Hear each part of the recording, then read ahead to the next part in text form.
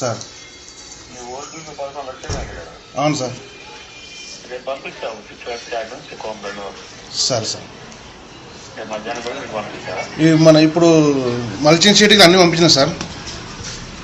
ఇది చెప్పేది సార్ మధ్యలో సీటు కూడా డబ్బులు ఏమైనా ఉన్నాయా? 11 లక్షలు వేరేనా? వేరే సార్ అవి మళ్ళీ సీడ్ చెప్పింది సార్. అంటే ఫస్ట్ ఇప్పుడు సార్ పాత డ్యూ తీసుకోలేము సార్. 2-3 డేస్లో మళ్ళీ కొత్త బడ్జెట్ కూడా చేశారు. నాకు 2-3 డేస్లో మొత్తం డబ్బులు అవ్వాలి. అయితే సార్ పంపిస్తాం సార్. యూరియా కానీ ఇంకా ఏది కానీ సరే సార్.